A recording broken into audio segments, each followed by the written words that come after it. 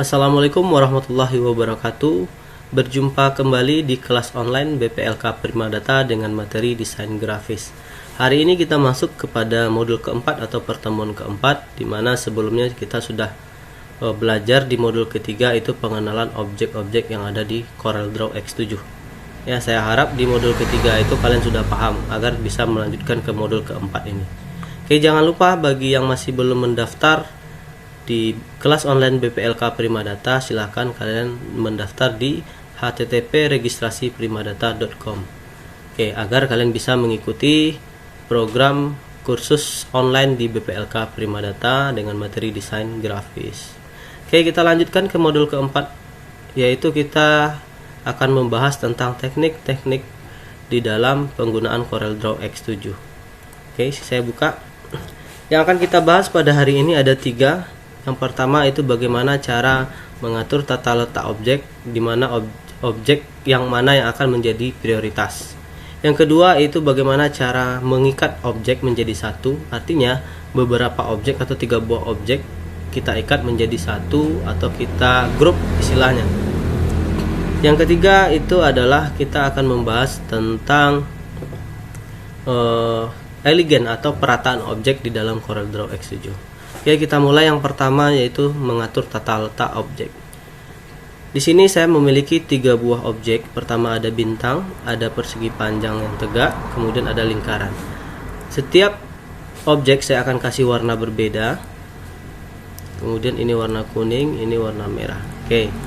Seandainya ketiga objek ini kita dempet menjadi satu, oke, tentu akan ada objek yang terletak di depan, yang terletak di tengah, dan yang terletak di belakang. Bagaimana cara mengatur tata letak objek ini, di mana objek yang kita inginkan bisa kita taruh sesuai keinginan kita. Contoh, di sini bulat terletak paling depan, bintang terletak di tengah, persegi terletak paling belakang. Bagaimana caranya agar si persegi ini terletak di depan bintang dan bintang terletak di belakang persegi? Itu caranya gampang. Kita cukup klik objek persegi, kemudian kita tekan Ctrl, sambil menahan Ctrl kita tekan Pack Up 1 kali, maka si persegi akan berpindah ke depan bintang. Kalau kita tekan Ctrl sambil menahan Ctrl kembali tekan Pack Up, maka si persegi pindah ke depan bulat. Jadi apa fungsi dari Ctrl Pack Up? Yaitu memindahkan objek ke depan satu buah objek. Artinya dia berpindah ke depan dengan melewati satu buah objek. Oke, kemudian bagaimana caranya? Kalau kita memindahkan objek ini ke belakang kembali, artinya persegi ini berpindah ke belakang si bulat atau ke belakang si bintang. Itu caranya dengan menekan Ctrl Pack Down.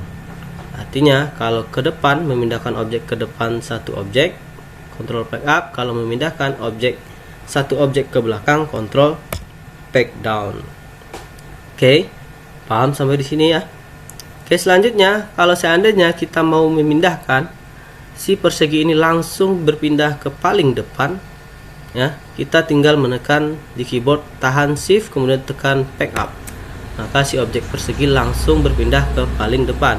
Bedanya apa dengan Ctrl Pack Up? Kalau Ctrl Pack Up berpindah hanya satu objek ke depan.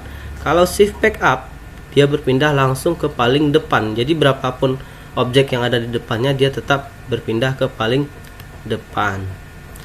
Kemudian kalau memindahkan dia ke paling belakang, sama halnya seperti Shift Pack Up, berarti kita tinggal menekan di keyboard Shift Pack Down. Oke, sampai di sini paham ya? Jadi bedanya adalah kalau sambil menahan kontrol itu gunanya memindahkan satu objek ke depan ataupun ke belakang. Kalau menahan Shift itu memindahkan objek langsung paling depan atau paling belakang. Jadi apa gunanya tata letak objek ini? Seandainya kita membuat sebuah karya desain dengan objek yang banyak atau beberapa objek yang kita gunakan, tentu ada yang menjadi prioritas utama yang ditaruh di depan ataupun di belakang. Kita bisa menggunakan fitur Ctrl Pack Up, Ctrl Pack Down, Shift Pack Up dan Shift Pack Down. Oke, saya harap sampai di sini kalian paham. Kemudian kalau kita membuat sebuah karya desain dengan tumpukan beberapa objek, agar si objek itu bisa terikat atau tidak bisa dipisahkan, contoh seperti ketiga objek ini, kalau sudah kita dempet, tentu kalau kita mau memindahkan objek ke satu-satu objek yang akan berpindah gitu. Mana objek yang kita klik itu objek yang bisa kita pindahkan, kecuali kalau kita blok atau kita sorot seluruhnya, artinya kita bisa memindahkan sekaligus, tapi dia tetap masih bisa dipisahkan.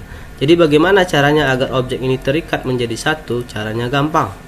Kita tinggal sorot seluruh objek atau kita blok seluruh objek ya, dengan cara menyorot seluruh area objek tersebut dengan klik tahan pada mouse kemudian lepas. Artinya seluruh objek ini sudah tersorot atau terblok ketiga-tiganya.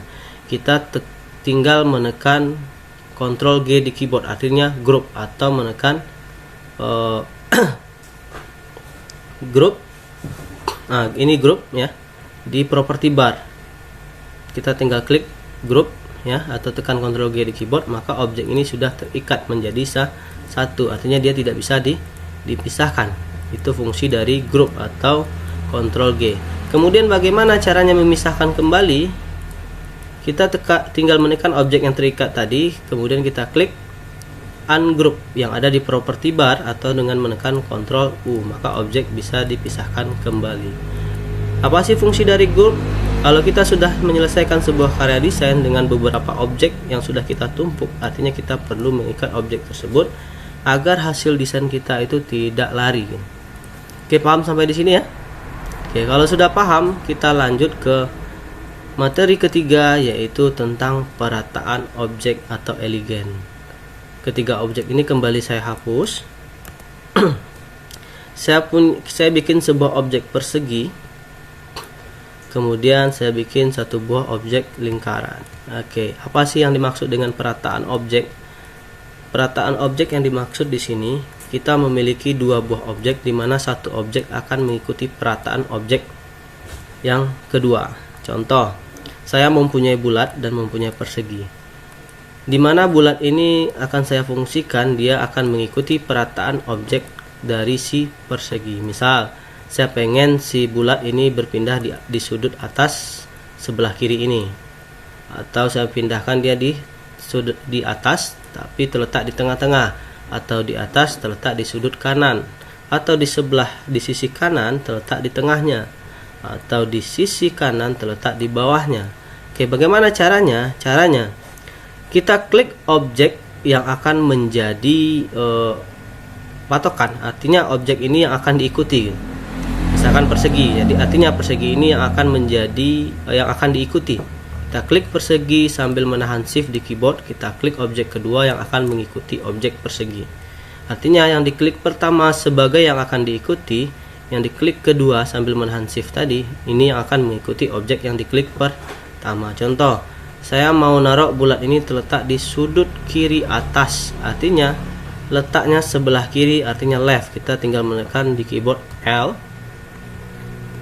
ya, kemudian kita tekan top, maka dia ke atas. Oke, terbalik ya. Saya ulang lagi. Objek yang pertama diklik itu objek yang akan mengikuti, objek yang kedua diklik itu objek yang akan diikuti. Oke, saya klik objek pertama, jadi ini yang akan mengikuti objek yang diklik kedua. Kemudian shift, klik objek kedua, saya tekan agar dia berada di kiri atas, saya tekan L artinya left. Kemudian agar dia terletak di atas, saya tekan T artinya top. Kasih objek terletak di kiri atas.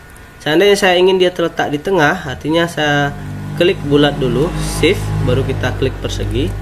Artinya yang diklik pertama yang akan mengikuti, yang diklik kedua adalah objek yang akan diikuti. Saya mau pengennya di tengah atas ini, artinya kita tinggal menekan C atau center, maka dia terletak di tengah. Kalau saya mau menaruhnya di sudut kanan atas, artinya saya tinggal menekan right atau R di keyboard yang sebelah kanan. Kalau dia mau terletak di tengah ini atau bagian tengah di sisi kanan ya, saya tinggal menekan E ya. E ini juga fungsinya sama dengan C atau center ya. Kalau saya mau menaruhnya di bawah, berarti saya tekan B atau bottom. Paham sampai di sini ya? Misalkan saya bikin beberapa buah objek lagi untuk sisinya, 1, 2, 3, 4, 5, 6, 7, 8. Ini ada 7 lagi. Tarik klik kanan, tarik klik kanan ya. 2, 3, 4, 5, 6, 7, 8. Oke, saya mau menaruh si bulat ini di sudut kiri atas, artinya saya tekan bulat, saya klik bulat, sambil menahan kontrol saya klik persegi, sambil menahan shift saya klik persegi, kemudian saya tekan di keyboard L dan T, artinya kiri dan atas. Objek selanjutnya saya tekan shift klik objek persegi, saya mau taruhnya di tengah-tengah atas, artinya saya tekan top, saya tekan C, maka dia terletak di tengah. Selanjutnya saya mau menaruh objek yang selanjutnya ini di atas sudut kanan. Klik bulat terlebih dahulu, shift klik persegi, saya tekan T, saya tekan right atau R di keyboard. Kemudian selanjutnya saya mau naruhnya di sisi kiri di tengahnya, tekan bulat shift, saya tekan di keyboard R left, saya tekan di keyboard E agar dia terletak di tengah. E itu sama halnya dengan center ya. Jadi untuk posisi objek di tengah bisa kalian tekan C atau E sesuai dengan posisinya nanti. Kemudian objek ini saya taruh di sudut kiri bawah, artinya left atau L di keyboard, kemudian bottom B bawah artinya. Objek ini selanjutnya saya taruh di bawah, di sisi bawah di tengah, artinya saya tekan B bottom, saya tekan C center. Itu tinggal satu lagi, saya kopikan lagi.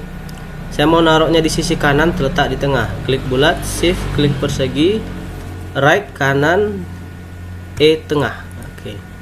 Kemudian objek terakhir saya klik bulat, shift klik persegi, mau taruhnya dia ke dalam, artinya dia di tengah-tengah. Fungsi tengah ada dua, yaitu C dan E di keyboard. Kita tekan C dan E di keyboard, maka posisi objek tersebut berada di tengah. Oke, saya blok seluruhnya, kemudian saya grup agar dia tidak terpisah, atau menekan Ctrl G di keyboard. Jadi itulah 3 teknik di CorelDRAW X7. Pertama itu bagaimana meratakan atau tata letak objek ya, bagaimana mengatur tata letak objek. Yang kedua, bagaimana cara mengikat objek. Yang ketiga, bagaimana cara mengatur tata letak objek di CorelDRAW X7. Saya harap sampai di sini kalian sudah memahaminya. Untuk lebih kalian bisa memahaminya, silakan kerjakan latihan. Selanjutnya di sini ada latihan 6 eligen perataan. Di sini ada sebuah persegi dan persegi kecil ya, diatur sedemikian rupa menggunakan fungsi eligen tadi. Ya, kalian harus bikin dengan menggunakan teknik eligen. Dan ada teks di dalam kotak kecil ya. Dia terletak di tengah-tengah kotak kecil, diatur menggunakan fungsi eligen. Setelah selesai kalian grup menggunakan fungsi Ctrl G atau klik grup pada property bar. Oke, silahkan kalian pause video ini dan kerjakan latihannya. Ya, untuk latihan nanti saya konfirmasikan di mana file latihan akan kalian kirim. Oke, itulah modul ke-6, modul ke-4 ya, dari pembelajaran kelas online kita di BPLK Primadata. Jadi bagi yang masih belum daftar, silakan lakukan registrasi di http://registrasiprimadata.com. Setelah ini kita akan lanjut ke modul ke-5. Ini tadi modul ke-4, saya rubah dulu, saya ungroup. Modul ke-4. Bagi yang ingin melanjutkan ke modul ke-5, jangan lupa daftar di kelas online BPLK Primadata. Kunjungi situs kami di http://registrasiprimadata.com. Terima kasih untuk hari ini. Untuk pertemuan keempat ini saya sudahi. Saya cukupkan sampai di sini. Saya tutup dengan mengucapkan Assalamualaikum warahmatullahi wabarakatuh.